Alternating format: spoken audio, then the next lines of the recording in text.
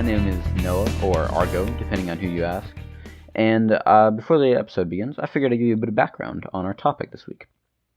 Now, our topic is the difference between the East view of the gun and the West view of gun, and how that affects our culture. You see, both Japan and America have radically different views of weapons and warfare in general, which comes from their history, obviously, but how that history affects our culture is very interesting. On one hand, you have a culture who believes that weapons are an extension of themselves and should be something that was trained and respected. And on another hand, you have a group of people who believe that guns empower the man and are a means to an end. Either way, the way that these ideas affect the cultures of their respective countries, and more importantly, their art, is fascinating to look at.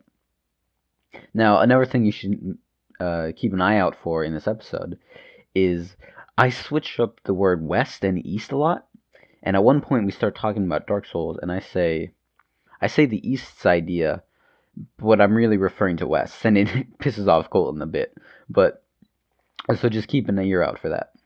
Anyway, without further ado, I'll get right into the episode. See ya.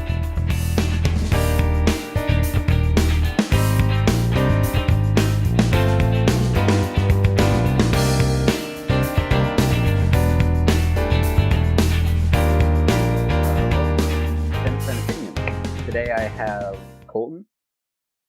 Hola. And Xander. Yeah, I'm here. And my name is Noah.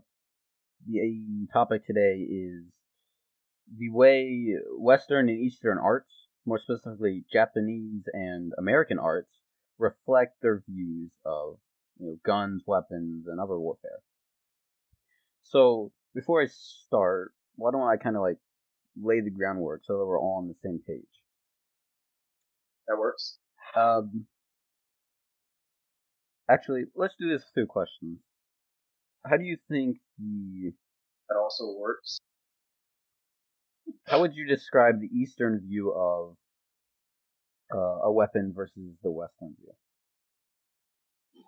I'd say that when you're talking about Asian countries, China, Japan, Korea, they have more of, maybe not Korea so much, but they have more skill-based weapons. In that swords, fists, and feet, like Bruce Lee and Jackie Chan, those Asian movies and video games that are Japan-based typically have more skill-based weapons where the user needs to have skill. Yeah. So why do you defines itself? Yeah. So why do you think that Western cultures have a view of weapons need to require skill in order to be used?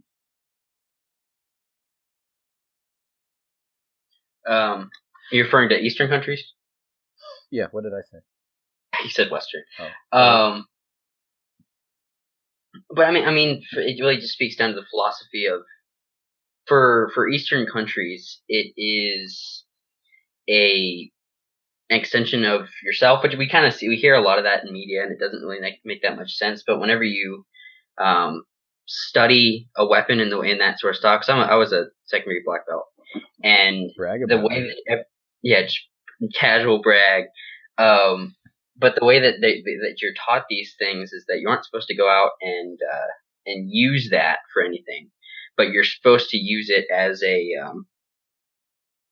art form. It's not an actual means to an end like owning a gun would be, but it's something that you become extremely good at with the hopes that you'll never actually have to use it. Okay, so you think that the East views weapons as an extension of yourself, right? Something that as you train with it, it also trains you in a sense.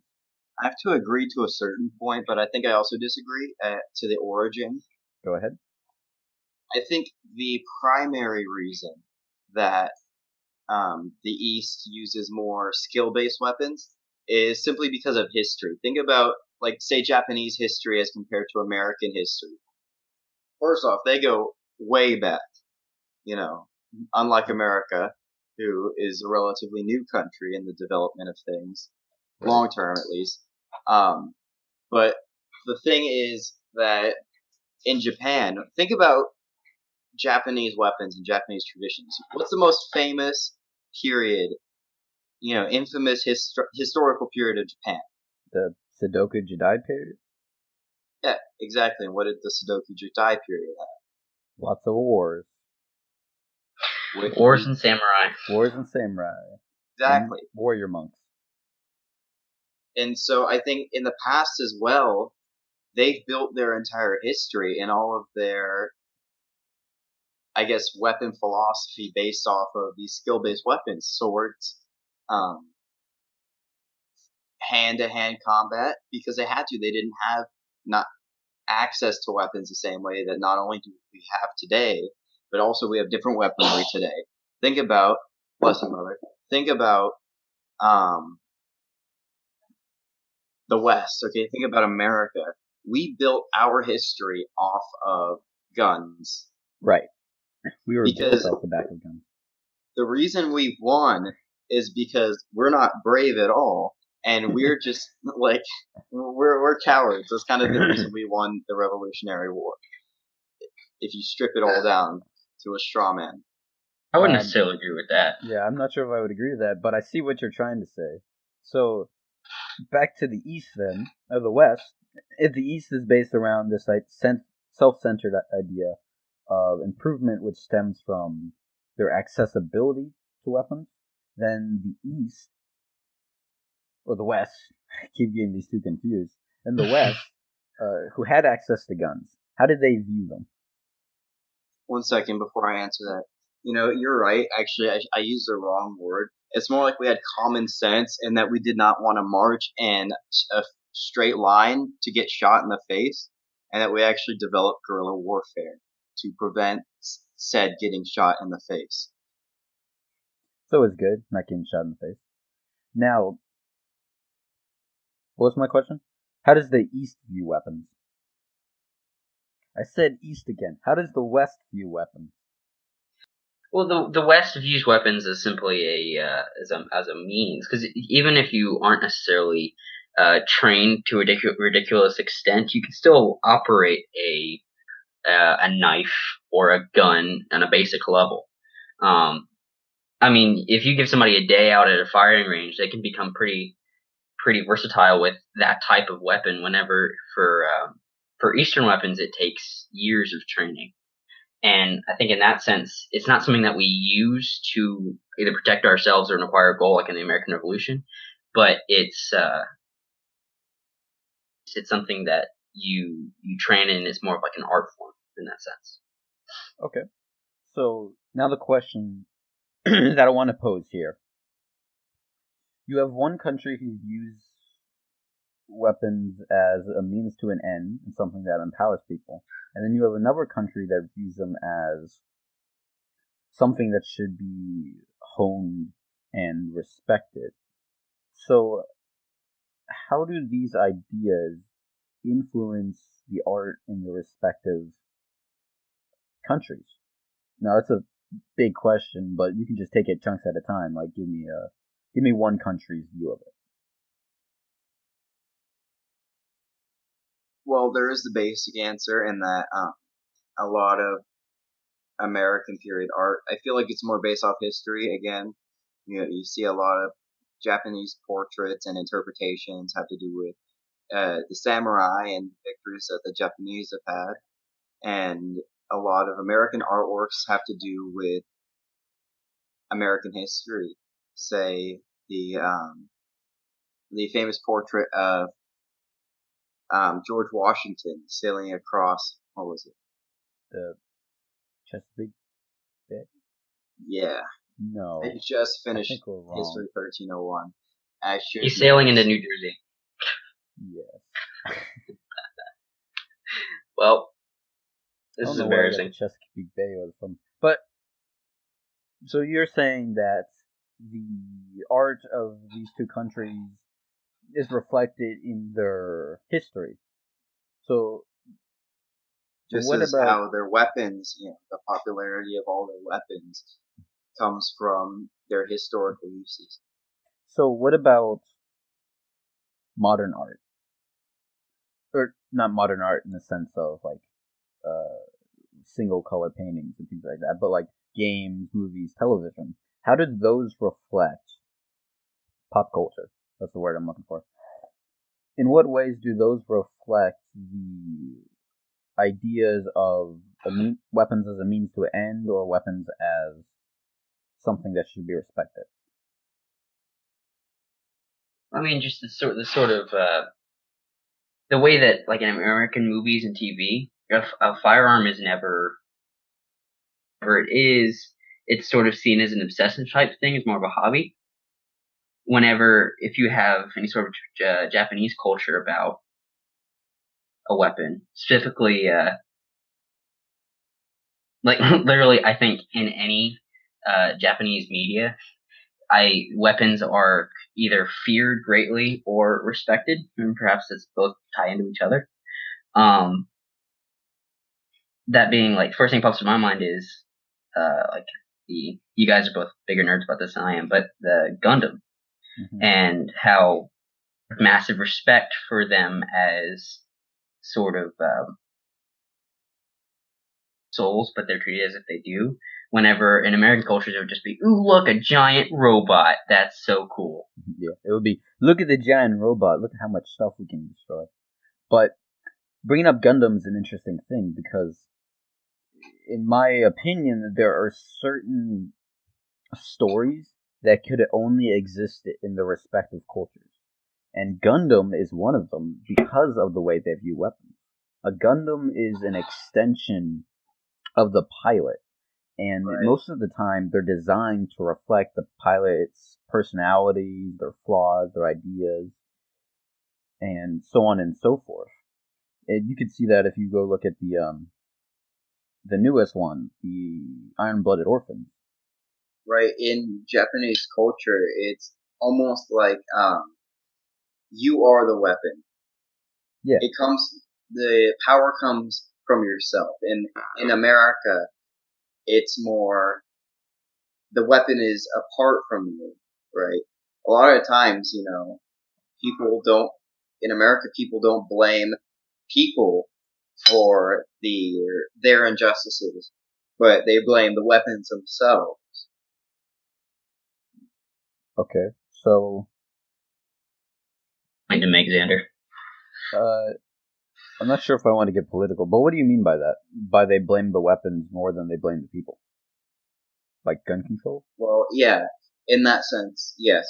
Gun control, in that somebody commits a great injustice, say the Las Vegas shooting, for example. You see a lot of people saying, yeah, he's a killer, but the gun is the real problem. I see. Right? And then they go out there restricting guns. Right. In that, in Japan, you don't really see, well, first off, you don't really see mass shootings as often at all in Japan, but, people, when you have to work to achieve something, you don't typically, I don't know where I'm going with this, but you don't typically abuse it. I see. Yeah, when you understand something, and then you learn to respect it. Now, right.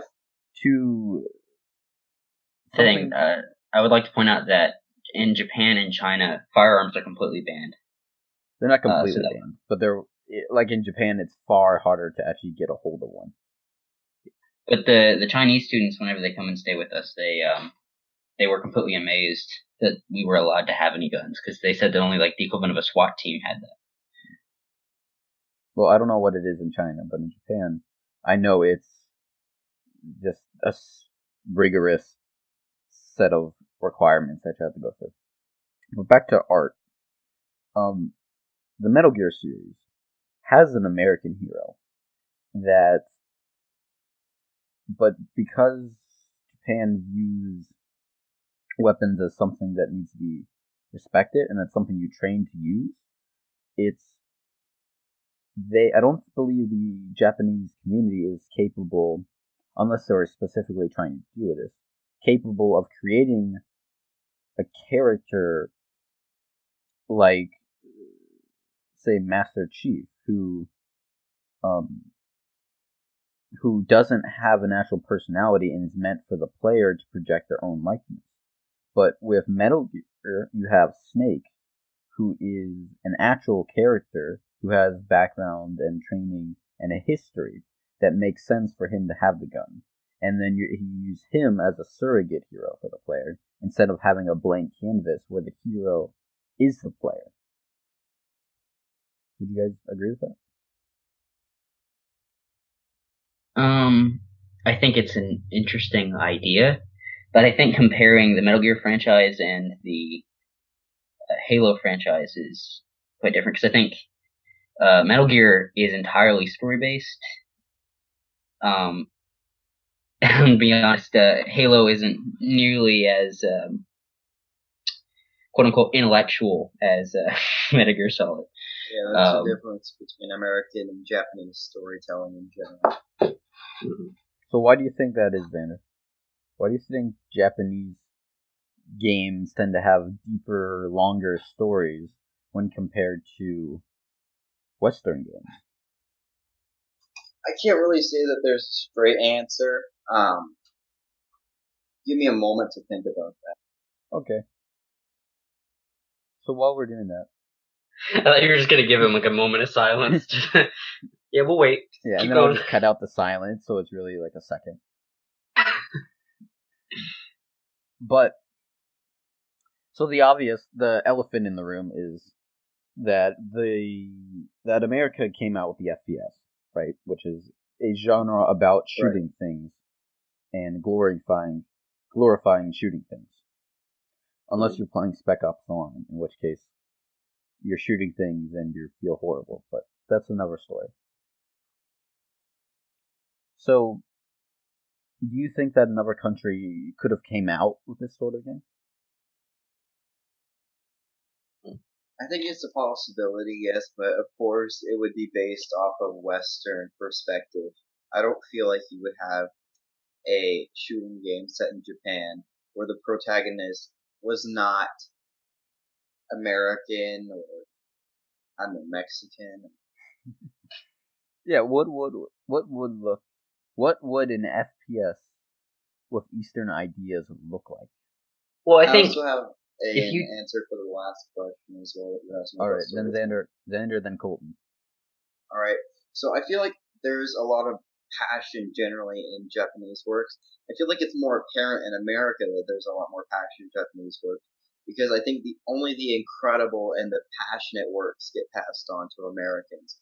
In the same way that Japanese, I would imagine typically only accept the most incredible and intelligent American storytelling and compositions.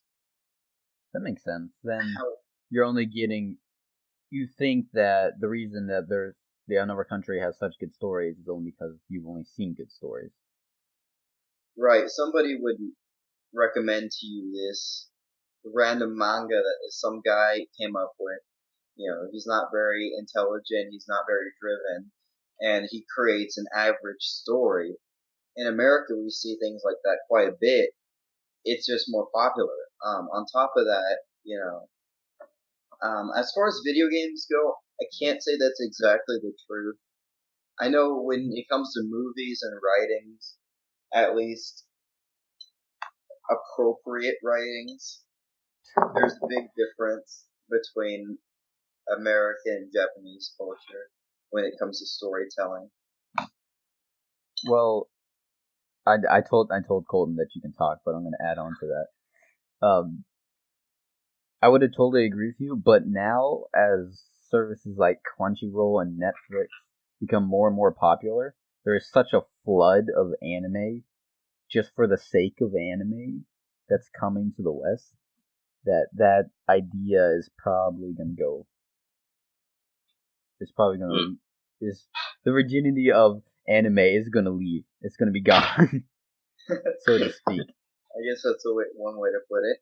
Yeah, I agree with you in that if we have a huge influx of Japanese culture, I feel like it's gonna. I don't want to say this. I don't like saying this, but I feel like it's gonna be harder and harder to respect the Japanese as a whole than it is to respect certain people within a culture, like Hideo Kojima and what's his name, the CEO of Nintendo. I can't remember his name either. But Xander, I mean not Xander, Colton. I asked you, what would an FPS with Eastern ideas look like? Were you gonna answer that? Well, I was just going to add on that if you look at gameplay for like between two games, whether it be like an RPG, a first-person shooter, then from a first-person shooter, the only thing you're seeing is a gun and the enemies that you're supposed to use that gun to kill. Yeah. And in an RPG, it's usually from a third-person perspective, and while that character may have a weapon, it's not solely focused on that and the means to an end to kill the enemy, but you're actually focusing on the character and the interactions between other characters in that sense. Yeah. That would be if in order to have a first-person shooter with Eastern ideas, that would have to come with incredibly story-based FPS game, which I don't think I've seen. I mean, I would argue that Halo is, but apparently that's not intellectual. So instead, have you heard of Spec Ops: The Line? Yeah, but that's a third-person game. I thought about it. You're right. And Gears of War, but I never played that, so I can't tell you how good. That's also third person. Yes. Yeah, because in those games you're so focused on the characters, and while you're still using a gun in a very American way with tons of explosions, you're still being faced with characters and things like that. By the way, the former CEO was named Satoru Iwata. There we go. Mm-hmm. I actually have an answer for the Eastern versus Western games question. Go for it. I would say that have very story-based, very deep games in America is because the arcade scene is what really defined defined American games. Yeah. So in a classic arcade back in the 70s and 80s, walk in there and you would play a game for 15 minutes and you would have to get all the joy out of the mechanics of that game. And there wasn't any time for a good and deep story. And I think that fundamentally carried over into home systems and in modern games, in that it's rare to have a story-based games, which interestingly enough, I think it's why American story games are hard. Like, say that again? You got cut off. That's why story-based American games hit people so hard. Because it's so uncommon for something like that to happen. So Spec Ops: The Line, just really gut turner at the end there. You've got things like Undertale, things like that. Story-based American games, and they're just so memorable. Well, I agree, but you also have to consider that some of the first original Japanese games that came into American home consoles were also very mechanic-based and not very story-based. I also feel like it was really hard for games to be story-based way back when. Yeah, that's what I was going to say. I mean, both with limitations in your system. I mean, we think of, when I think of a story, whether it be like just the dialogue between characters or a particular scene. But if everything that goes into making a good story, with music and the surroundings and even the mechanics on some level, they can really play into the effect that a game has on its player. Yeah. Limited systems couldn't do that very well. So my next question: which style do you prefer more? First, Xander. Sure. Whoever wants to answer it. Sorry, I was typing something in, so since I pushed the talk. Anyways, I don't know. I feel like if you really love first-person shooters games a lot more than story-based games, you probably have a lot of games. in that, they're very similar to each other, and they all tell the same story. You're some guy on some side shooting the bad guy. It doesn't matter where it's based or where it's from. That's the same general idea. Which is why I think I love story-based games a lot more, because they give me something to think about and something to spend time with. They're also very much more immersive. I mean, first-person shooter games can be immersive. I've heard that the Battlefield 1 campaign is very immersive and heavy-hitting. But for the most part, first-person shooters, they just don't give me the same effect of, man, I really have to think about that, and I have to change some things because of this work of art. So, do you think it's possible to create a story-based FPS? Because I have got a couple of examples beyond the ones we've already talked about. But oh yeah, definitely. Even though they're not shooters, there are a lot of good story-based horror games that are first person. So what does it take? What would it take to make a good FPS game with a story?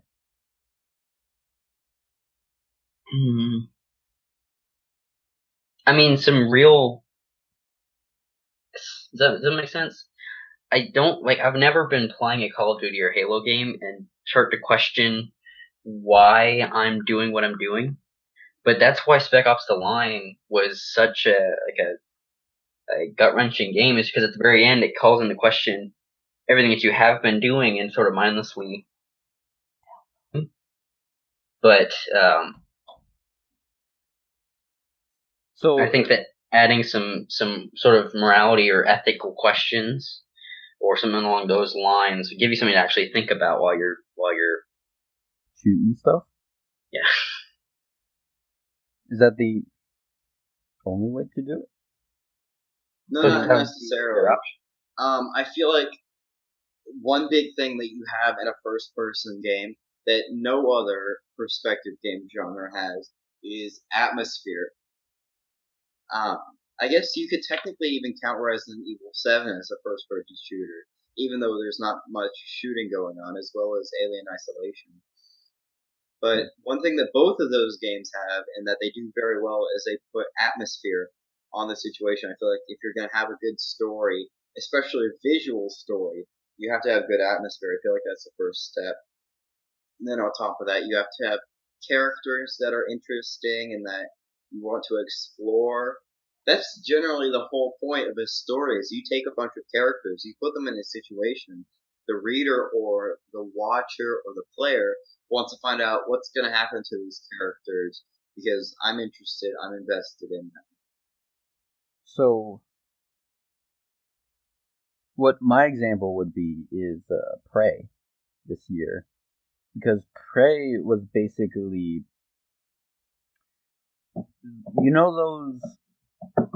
those like personality tests that you get, and it goes, if there was one person on a train track and you could change the train, would you kill the person or drive the train? You know what I'm talking about? I know what you're talking about, but that's not right. But yeah. So basically, at the beginning of the game, you get one of these tests that you have to go through and do, and you answer it however you like, and then the game forces you to live out those answers through your actions. I feel like that use of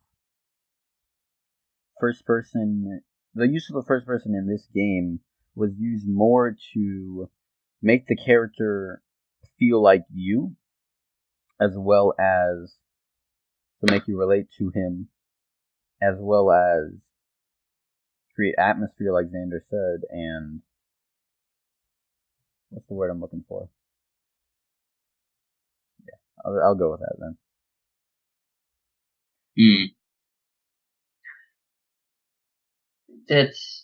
I think for a first-person game, I think we need to define what first-person shooter is. Because I think a first-person game, if we're calling it as being a first-person shooter, is sort of a title, then I would say that Prey and Portal and Resident Evil 7 and all of those games are great examples of a good story, but I don't think that a first-person shooter. Why? Or like an actual shooter title. I would feel like Prey would be along with definitely with the first-person shooter story-based games. I feel like that could be in the same realm as Call of Duty, but I do agree that it does take a bit of a definition to find out. And I feel like if you just have straight up games that are multiplayer first person shooter games that are all about, guns, and you can't have any other aspect in the game that really limits the genre more than it should. So I feel like I personally believe that games like Resident Evil 7 and what's it called? I just had the name, Alien Isolation, should be at least accepted into the first-person shooter genre, if not be that kid in the back of the lunchroom who sits at the table by himself. Okay. Let's take the questions back to the original topic. Somebody give some examples of the different views on weapons and how that led to how they're used in character and world building. So like an example of a character or a story piece or a bit of lore that you can obviously see comes from, or that it doesn't even have to be obvious, that you think comes from this idea of what a weapon is. I do feel like the choice around the character's weapons is very personality defining. In that, say, look at Batman, for instance. He chooses to use only his actual skill and not guns. He refuses to use guns. And also that all the characters in, say, Call of Duty, their only option is guns. They only get to use guns, and it kind of, it sets the tone for the character. I think in what weapon they choose, which is something else that makes Asian-based video game characters different in that, or Eastern video game characters different in that they have more, they're usually more skill-based, more methodical. Look at, what's his name? From Metal Gear. The dude with white hair. He's like my favorite character. I don't know how to The Ocelot? Raiden. Who, I guess that's not exactly true, because in Metal Gear Solid 2 he uses a gun. But in Revengeance he uses a sword. He's very... never mind, that argument doesn't work at all, because he's not a very methodical character. I do see what you're saying. The weapon reflects the character. So in a game about shooting stuff and empowering the players, you just get lots and lots of guns. But for Batman almost falls more in the line of Western philosophy, where... No, I would disagree with that, because Batman is still saying that because I have this skill, that allows me to fight people and to fight crime, not I should respect the skill and use it only in self-defense. Or it's an extension of myself. But I feel like him using his skills in a sort of a good way to help other people, I think that is him respecting the skill that he has. I think it would be almost selfish at that point. Whenever you have the skill and you have the resources to help people, it would be sort of disrespectful and dishonorable to keep that to yourself. But isn't that the whole point of the Eastern idea, is to train in martial arts and in weaponry, not to fight people, but to train yourself? Here, the purpose of Eastern training is that you hope that you will never have to use it. It's not that you only use it in self-defense, but you hope that there will never come a time when you using your skills will have to occur because somebody's being But doesn't Batman go out of his way to hunt crime? It's not a passive thing, it's an active action. But he's never using his powers for a selfish motive. To be honest, most humans would with that level of training. I guess. It depends on what you look at. I feel when you have that level of training, you have to respect the weapon that you have, the skill that you have. We were at 36 minutes, so we should be wrapping up. But Colton, do you have any example of world building or characters that reflect the nature of the two cultures? I mean, I completely agree with what y'all were saying. Except for the Batman thing, because I can still argue about that. But with the American empowerment thing, a lot of times where one thing that's so satisfying to play in a game where based not around character but based around memes, maybe just moments. You know what you just made me thought of?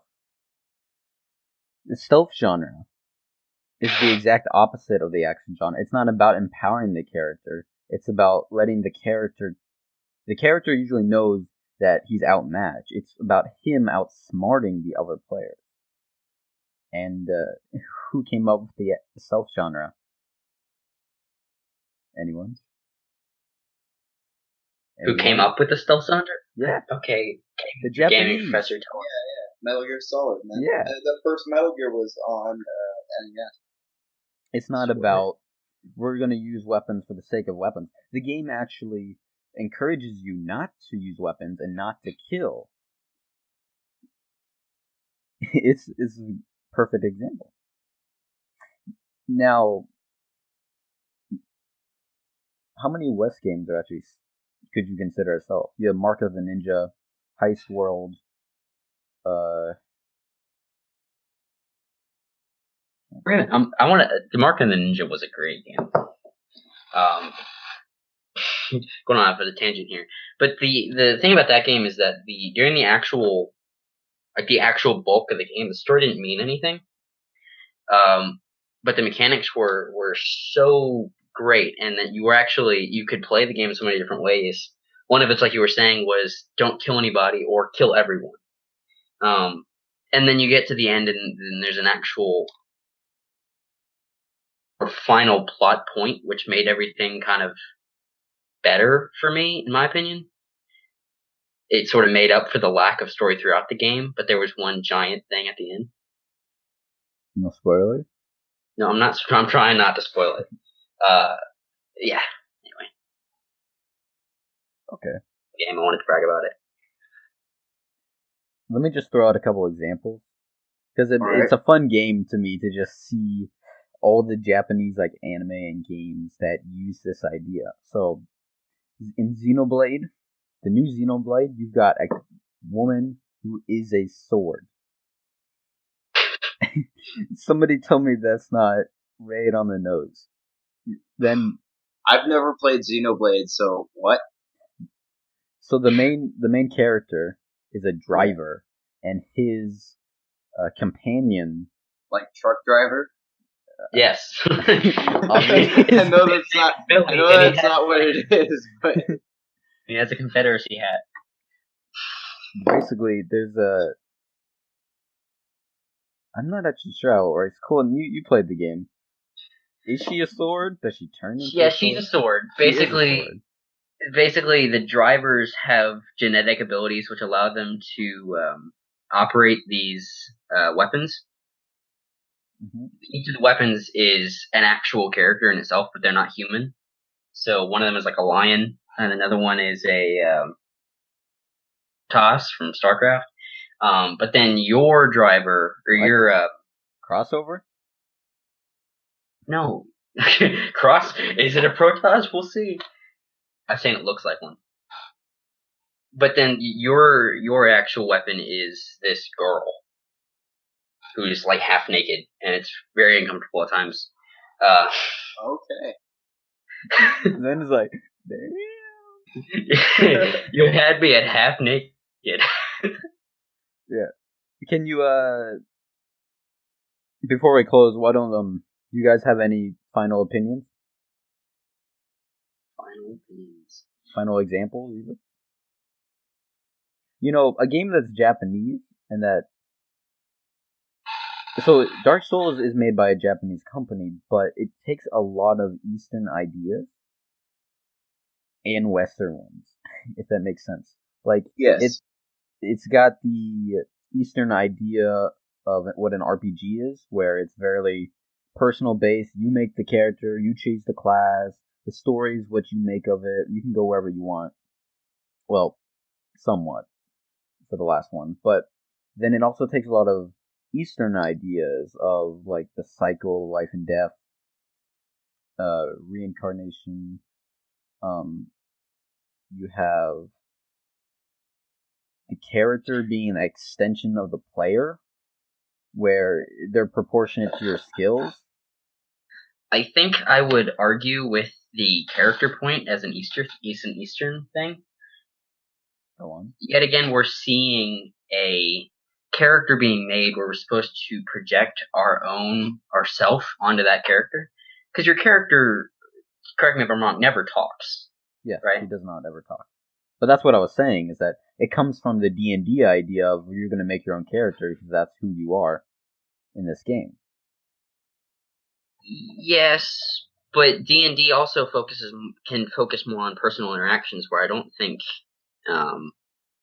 Dark Souls has as much of that actually in the game. I mean, you can project that onto your character whenever you're walking through your hearth or whatever.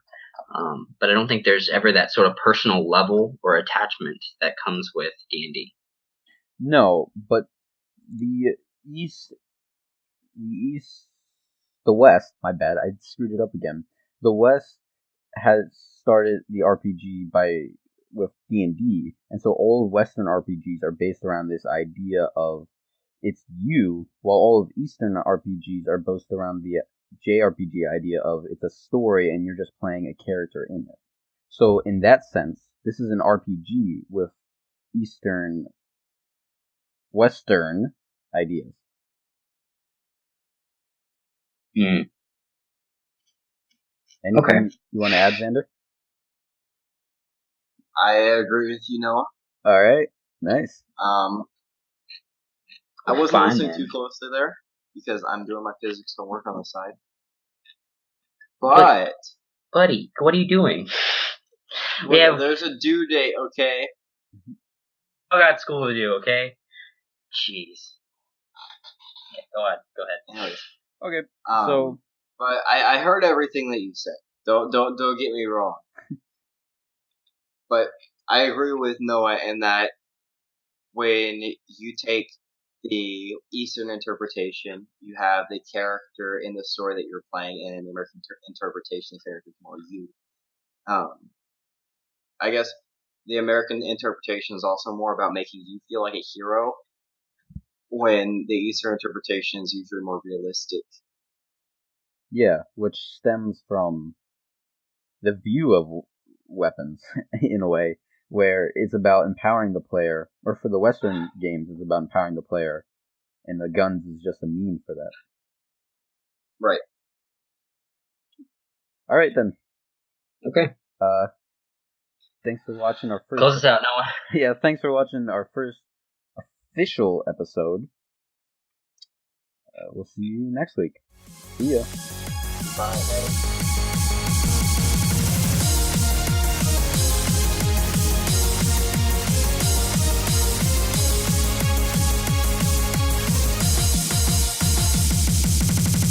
Give it some oomph!